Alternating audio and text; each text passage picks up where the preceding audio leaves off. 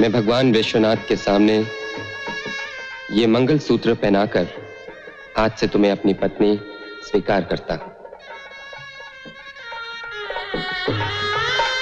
भगवान तुम्हें सुखी रखे। मैं बहुत खुश हूं बेटा, तुमने परम पिता परमेश्वर के सामने मेरी बेटी को अपनाया। लेकिन दीपक, ब्याह शादी तो सबके सामने विधि पूर्वक ही हो तो अच्छा। वो तो एक रस्म की बात है बाबा। जगह मिलते ही मैं सबके सामने रूपा को अपनी दुल्हन बनाकर ले जाऊंगा। आशीर्वाद दीजिए। जीते रहो, तुमने मेरा बोझ हल्का कर दिया। एक चिट्ठी आई कि जगह का इंतजाम हो गया है, वो वापस आ रहे हैं। मैं खुश होकर उनके आने की घड़ियां गिनती रही कि अचानक एक तार आया कि अब वो इस दुनिया में नहीं रहे।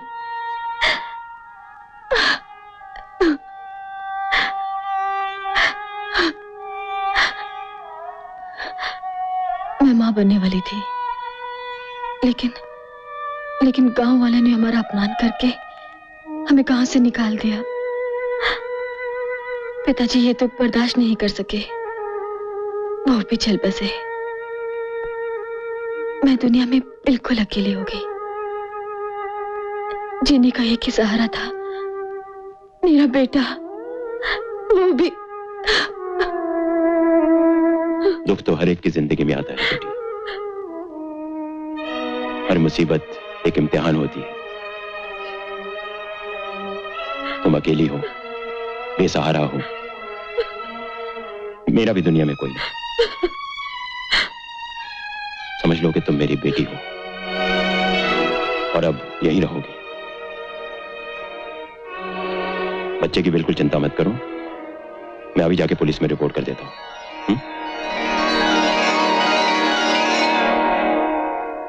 रूपा बेटी,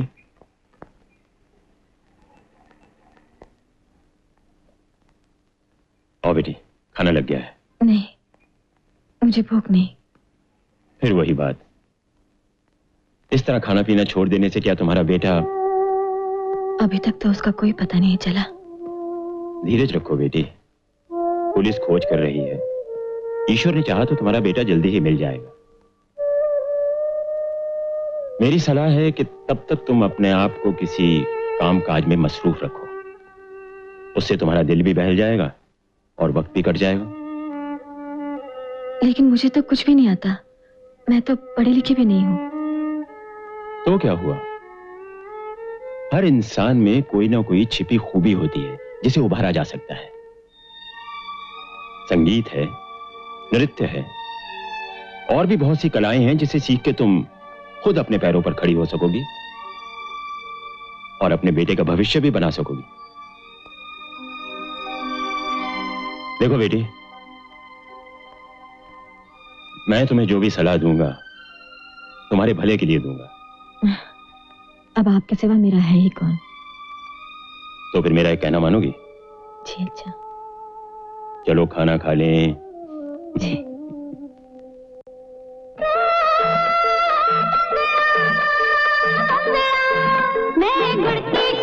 बघा बसलाय प्यायला। मास्तर, मास्तर,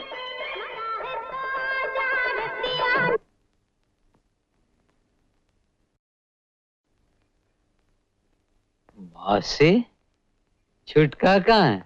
इधर है चाहिए छोटका, उसको छोड़ने आई हूँ। छुटका, इधर आ बेटा।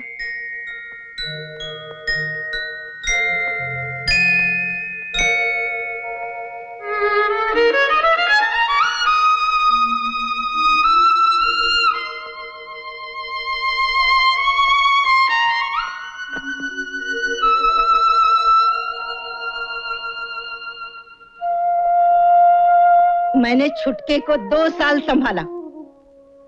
इसकी दूध पीने की उम्र खत्म हो गई।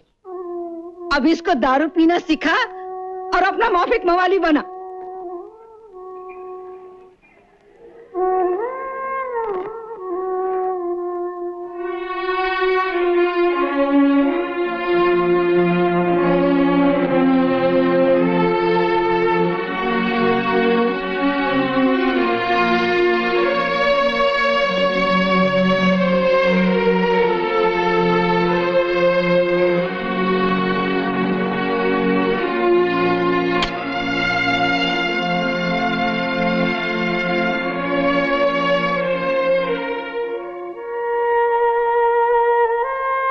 शुक्र उस्ताद, अपन जो भी है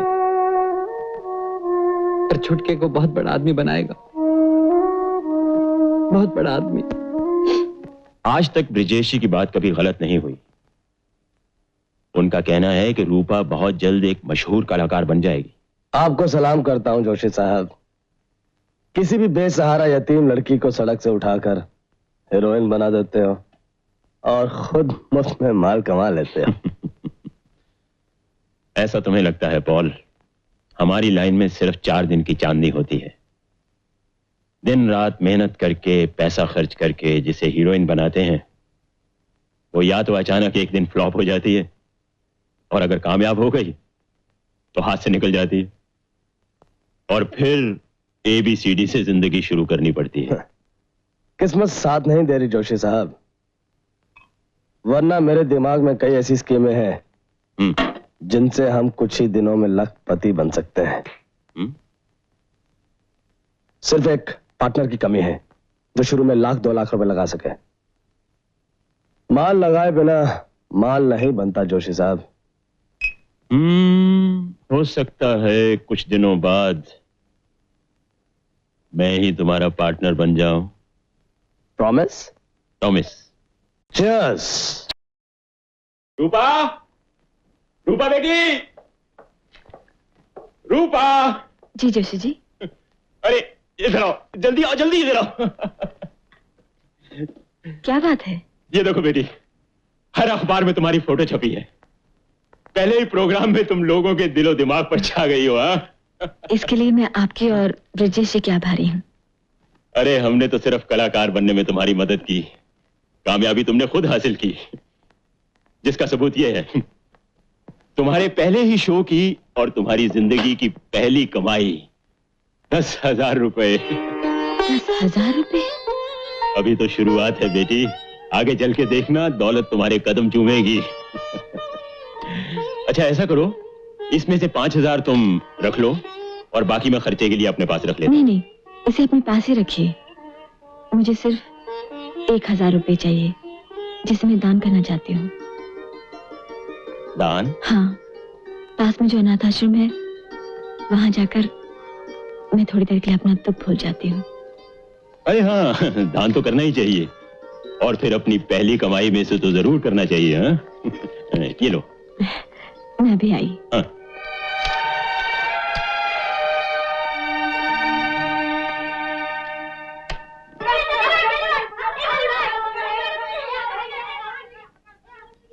रूपा जी, हमारा आश्रम हमेशा आपका आभारी रहे। ऐसा न कहिए, इन बच्चों की मदद करके मैं अपना दुख हल्का करने की कोशिश करती हूँ।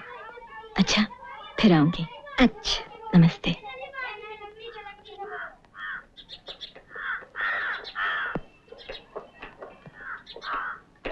नमस्ते रूपा जी। नमस्ते। आपका शो देखा, कमाल का प्रोग्राम था। Thank you. जरा ऑटोग्राफ प्लीज।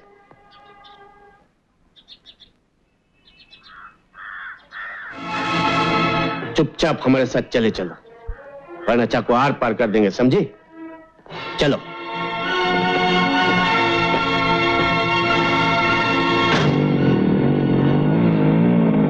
सर,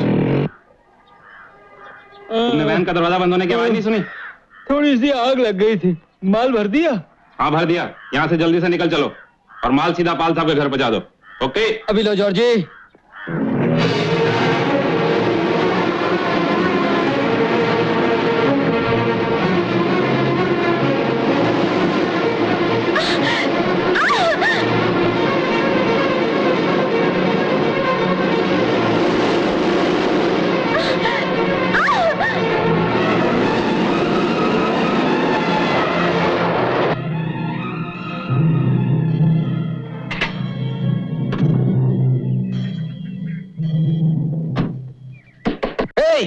कौन अंदर?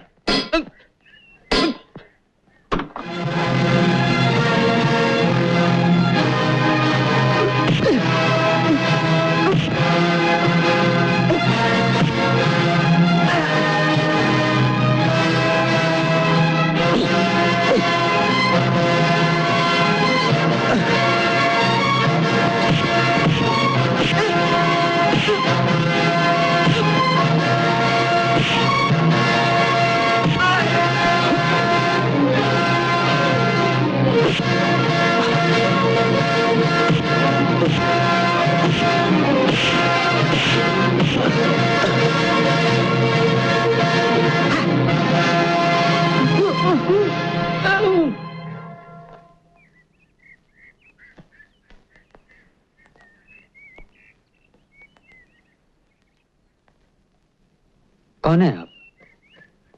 उन गुंडों के हाथ कैसे लगी थी? मैं अकेली सड़क पर जा रही थी कि अचानक इन गुंडों ने मुझे पकड़ लिया। समझा। कहाँ रहती हैं आप? 12 नंबर रोड, जोशी विला। आइए, मैं आपको आपके घर तक छोड़ देता हूँ।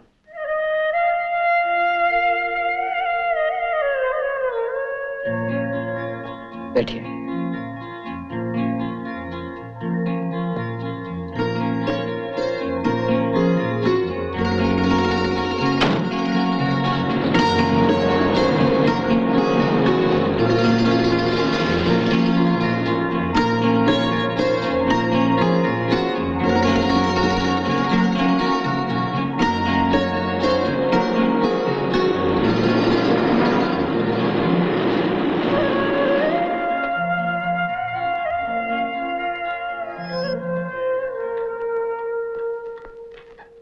जोशी जी।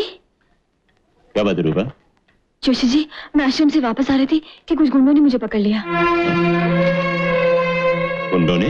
हाँ, वो लोग मुझे जबरदस्ती उठाकर न जाने कहाँ ले जा रहे थे। अगर ये भला आदमी, अरे कौन है?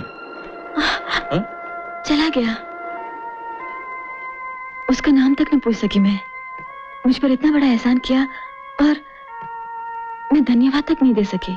देखा, आज के जमाने में भी शरीफ आदमी है, वरना ना जाने तुम किस मुसीबत में फंस जाती। भगवान भला करे उसका। अब मुझे तुम्हारी हिफाजत का कोई इंतजाम करना पड़ेगा। आज से तुम्हारा बाहर अकेले जाना बंद, समझे? जाओ जाकर रिहर्सल की तैयारी करो। जी। क्या? अगर तुम्हारे पास इतना खतरनाक गुंडा था तो फिर हमें बुलाने की क्या जरूरत थी? ओह शट अप! इस साले मास्टर के बच्चे ने सारा बना बनाया काम खराब कर दिया। क्या हुआ? कौन सा काम? तुम्हारा मतलब की बात नहीं। All set. आज के बाद फिर कभी छोकरी उठानी हो तो किसी और को बुला लेना। कैसी छोकरी? क्या बात कर रहे हो मास्टर? ये तुम अपने गुंडों से जाकर पूछो। उनकी तो अपन ने बहुत धुलाई कर दिया और छोकरी को उसके घर पहुंचा दिया।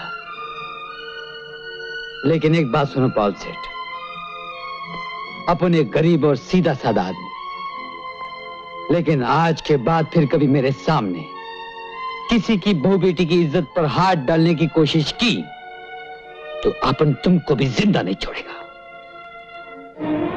ये लो तुम्हारे दिए हुए पैसे।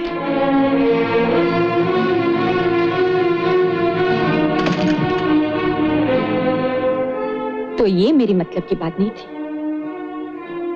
जरा मैं भी तो सुनूं, किस छोकरी पे पॉल सेठ का दिल आ गया? तुम्हारे लिए इतना जानना काफी है कि तुम्हारी जगह और कोई नहीं ले सकता। Okay, now get lost.